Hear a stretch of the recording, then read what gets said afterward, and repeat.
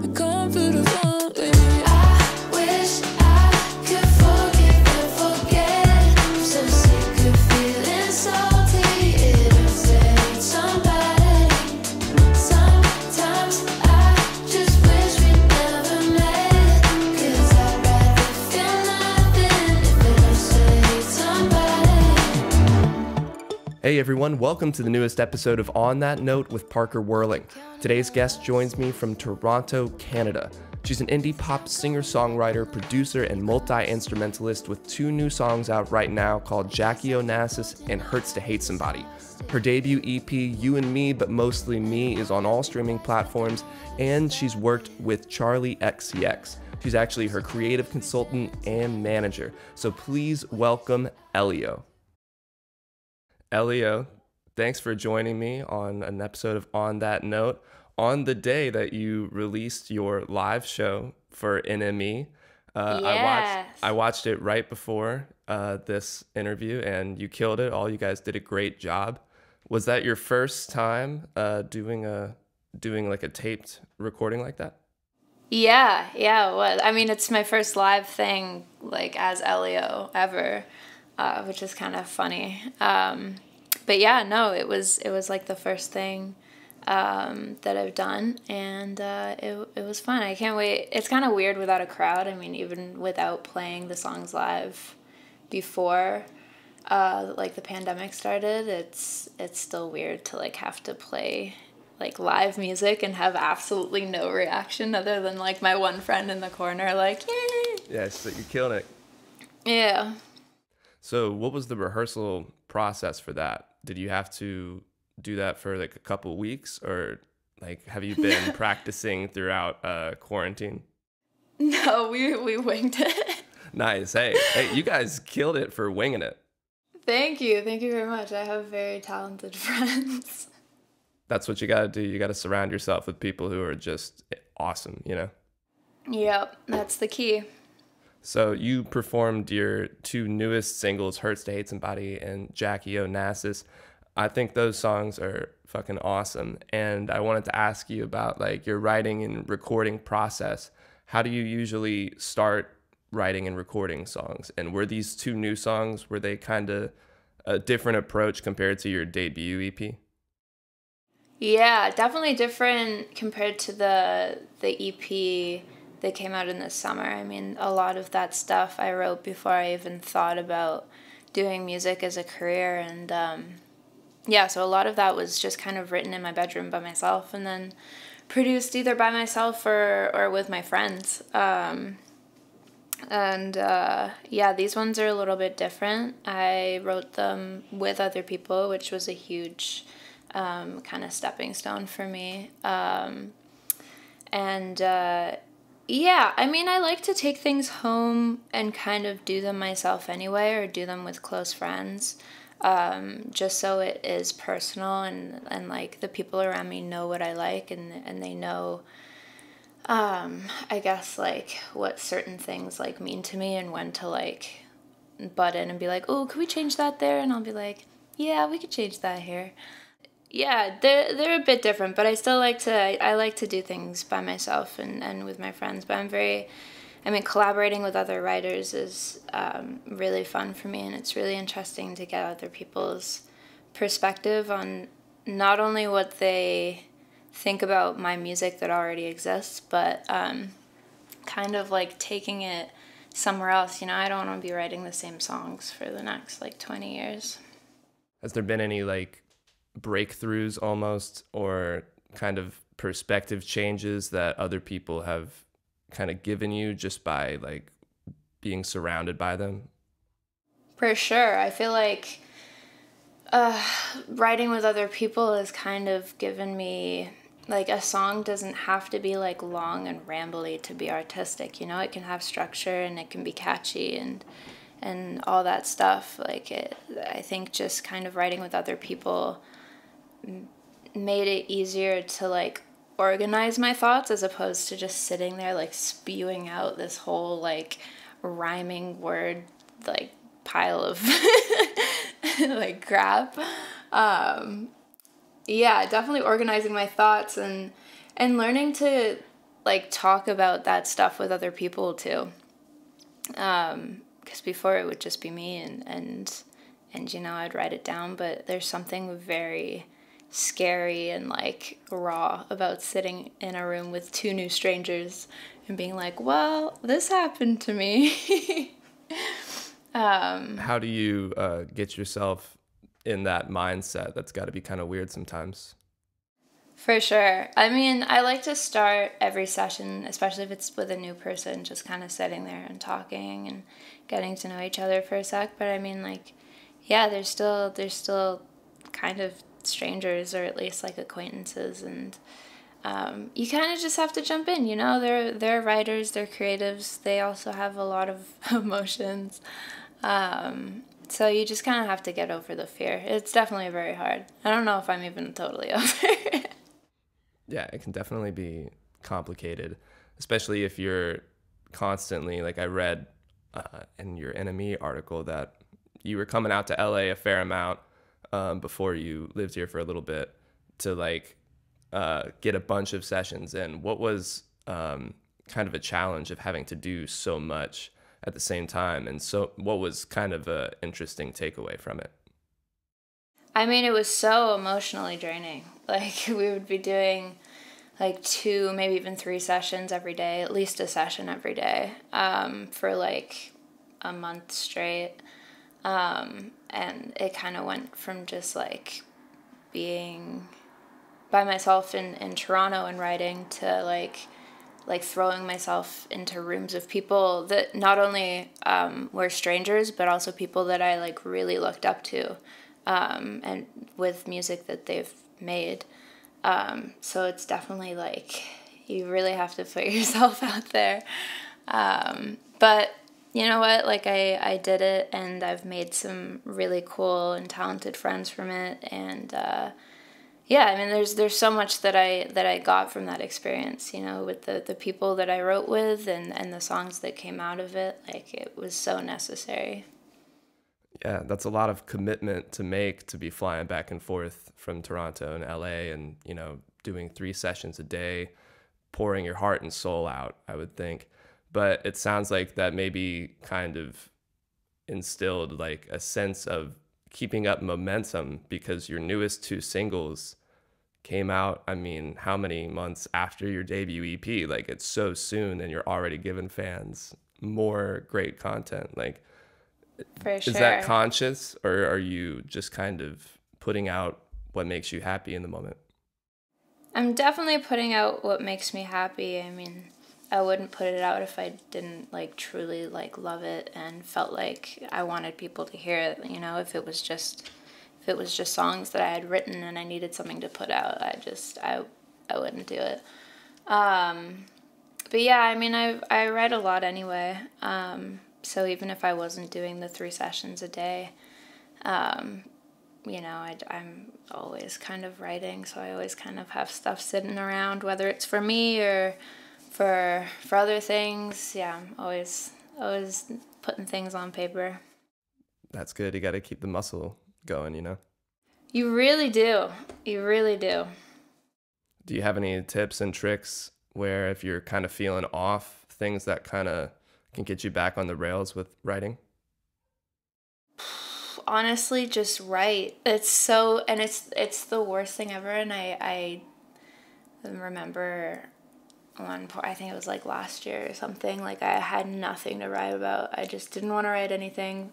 Everything I wrote was like so bad, and the fact that it was so bad puts you off from writing even more. But honestly, you just kind of have to get those really bad songs out into the world and just kind of work through it. And when you do that, once you finally get to the song that you think is worth something, it feels so good. Mm-hmm. I kind of think of it like fishing. Like, you're going fishing and you're doing all this preparation, having no idea if you're going to actually catch a fish or not. And if you do, maybe you'll catch a tiny one that can't feed you anything, or maybe you'll catch, you know, a huge fish that'll feed the whole family. And that's Totally. kind of like songwriting. Like, you have no idea when you pick up your guitar or go to the piano what you're going to write. So you should just, you know, just enjoy the experience of doing it, because if you're not enjoying the act of it, it's not gonna hit the same if, you know, you do come up with something good. And coming up with bad stuff is just gonna annoy you more. Even the like small fish and like that happens, it just encourages you to write more, and you really never know when you're gonna write your best song, you know? Like, there's been so many times where I've been going to a session, I've been like, oh, should I just cancel it? Like, I'm just so not in the mood to write a song. Then you get there, and within the first hour, you've written a song that you want to release, like, next week, you know? Mm-hmm. Yeah, you never know, really. So when I was reading your Enemy article, great article, I saw that, or I read that you had to push back the release date for your debut EP, You and Me, but mostly Me. And and it said because you wanted to like make sure the songs were all good to go. What were the changes that happened within those few months that made you feel comfortable with finally releasing it? I think getting all the songs that needed to be there. There was like some that I had written in like January or February that are on the EP that I really wanted on that EP, and I don't think that EP would be like the story that it is without that song. So it was definitely finishing that sort of stuff up and getting all the artwork and stuff together. I mean, I love releasing something that's not just like the music, it's the whole world around it. So the artwork and the music videos and everything to do with that had to be in place before I was gonna release it.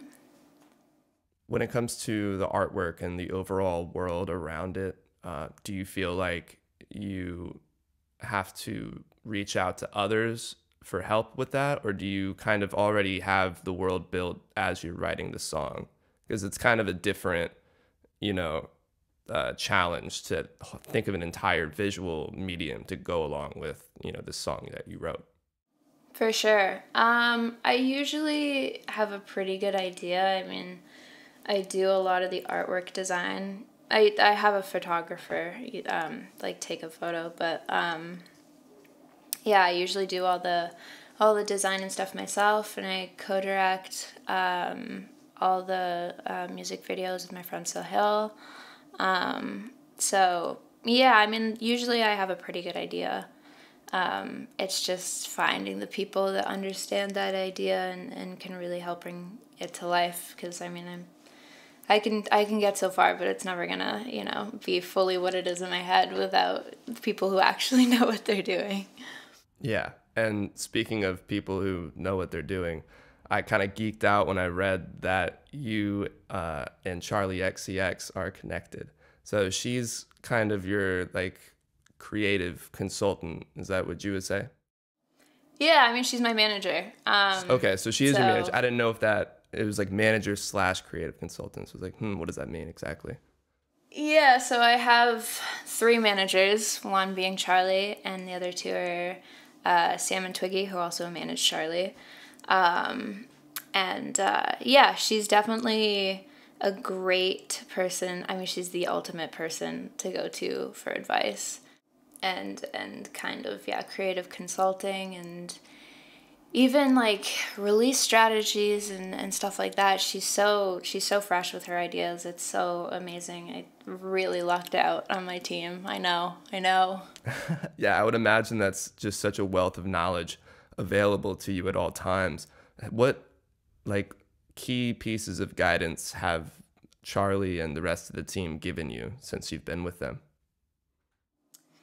I mean, they're always pushing me to do better. If a song isn't, like, they don't think a song is there yet, they'll literally tell me to go rewrite parts of it, or they'll say what they like, say what they don't like, and they're very like, not easymgoing, but they're like, if something's really important to me but they don't really like it, they'll be like, well, it's important to you, I'm not gonna make you put out a song you don't like, you know? But yeah, just kind of like making sure everything is good enough to put out and not being impatient and just releasing something just because, you know, you want people to hear it and you want it out in the world, you know? Like, it's really important to kind of wait until the right moment to release certain songs and have them be the best they can be. Yeah, you don't want to release something when you're not ready or when it's not ready, because you can't take that back. For sure. And I feel like that's like a huge thing that most artists like do. It's just like an instinct. Just release the song. I wrote it. It's done. I'm going to release it. But I think it's been like a huge like gain to me to have them kind of be there and be like, no, wait. Yeah, you want to capitalize it like when everything is perfect. Like, especially if you are creating this whole world around it, you don't want it to be rushed. For sure. Definitely. Great. Well, that's going to take us over to the last 5. I'm just going to ask you 5 quick questions and then we'll be out of here.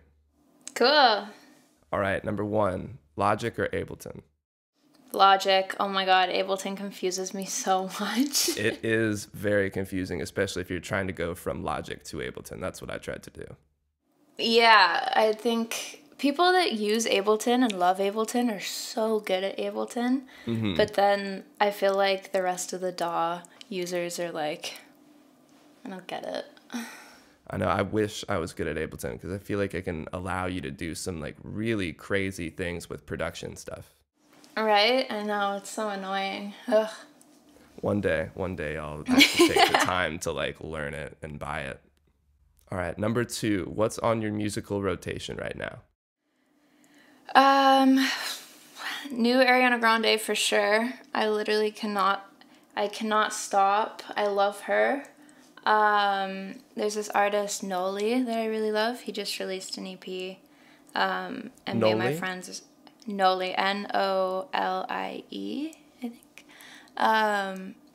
And he has a song called Not My Life that's on that EP, and me and my friends literally bump it 24/7. Nice. It annoys everybody around us, I'm sure, because that's all we play. Well, I'm going to have to go listen to it. Noli, what's the song? Not My Life. Not My Life. Yeah. Nice.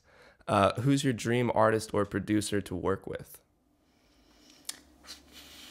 You've already got Charli XCX. That's pretty sick.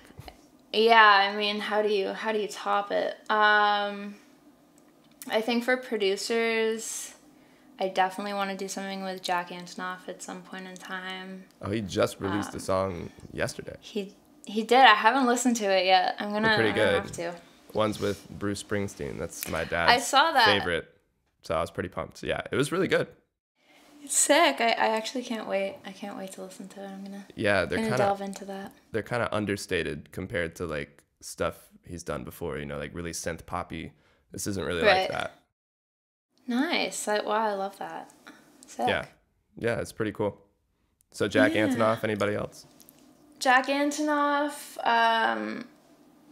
Ian Kirkpatrick. Very different sliding scale here. I want to create like the biggest hyperpop song with Ian. I don't think I know that name. Is he part of a project? No, he's just a producer. He does a lot of like Dua Lipa. He did Don't Start Now. He did Look at Her Now by Selena Gomez. So like very, very pop songs. But I love to do that. I'm trying to think of an artist. I mean, I love so many artists. It's so hard. Definitely at some point in time, I think I would love to do something with the 1975. I'm not there yet in my confidence. Yeah, I got their album right here because I saw that you liked them. I think I would get in a room and crawl in the corner if I did it right now. But definitely at some point in time, I will get there. Yeah, you guys definitely have a similar production style. Like a few people I've interviewed recently all cite the 1975 as like a huge influence. And it's funny that I feel like a few years ago, like I got into them. They're like my hipster band, I feel like. I loved them when all they had was Chocolate out. Right. But like, it's just funny to think at that time, I had no clue how big they would be. And it's just funny that now that I'm actually interviewing other artists, that everybody else kind of agreed with me that they were such an influence. I'm like, where were y'all? Like when I was listening to them, like it's sad because my friends were making fun of me for listening to them. Like, hey, joke's on them. I mean, they're so adaptable. It's crazy, you know? They started off their career with like chocolate, and their last album was just so many genres. I love it. I love how they're not afraid to kind of do whatever they see fit for the song. Absolutely. They're so great. Yeah.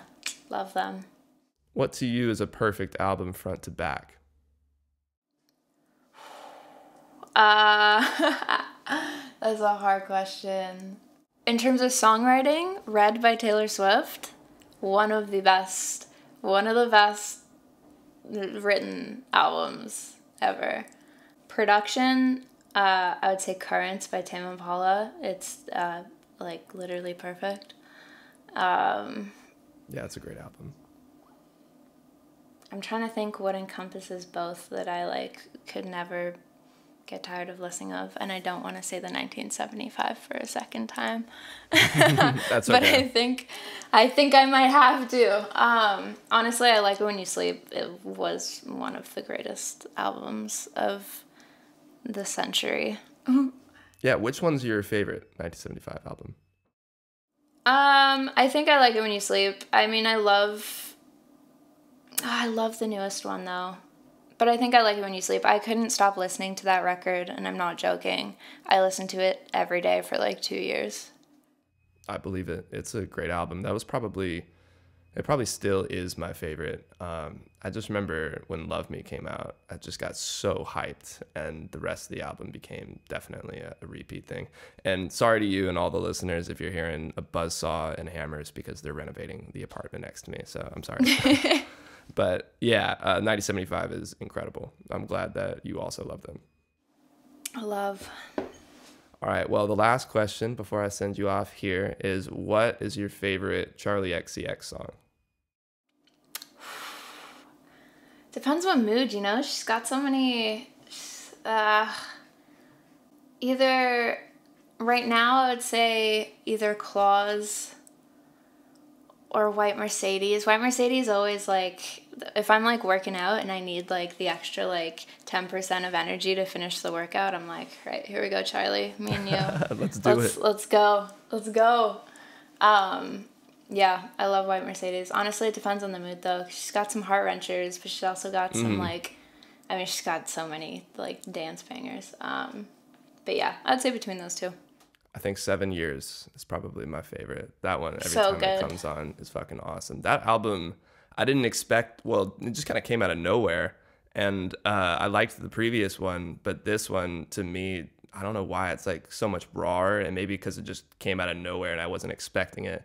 It threw me off, and it just like, every time I throw that on, I have to start at the beginning and listen through the whole thing. Yeah, for sure. Oh, she's such a good songwriter. It's sickening. And the production is just ridiculous on all of it. So good. So good. Ugh. Yeah. Charli. You're in good company. That's amazing. Awesome. Well, ELIO, thank you for coming and joining me on the show and talking about your songwriting process and, you know, your new EP, You and Me, but mostly me, and your new 2 songs, Hurts to Hate Somebody and Jackie Onassis. Everybody needs to go check it out on Spotify, Apple Music, all that good stuff. Where can people find you on Instagram and Twitter? I'm at elio.irl on Instagram and then at elioirl on Twitter. Perfect. Well, everybody, go give her a follow. And thank you again for coming on, ELIO. I really appreciate it. Thanks for having me. Of course. Yeah, I'll talk to you later. Cool. See ya. Bye. Bye. I don't have the energy. I gave it all away to my problems. Thank you again for joining me for another episode of On That Note with Parker Whirling. If you haven't yet, please make sure to like and subscribe on YouTube and Apple Podcasts, and you can even leave a comment down below to let me know who you're listening to. On that note, I'll see you guys next time. To get stressed about, and it's probably gonna be fun. I don't wanna overthink this much.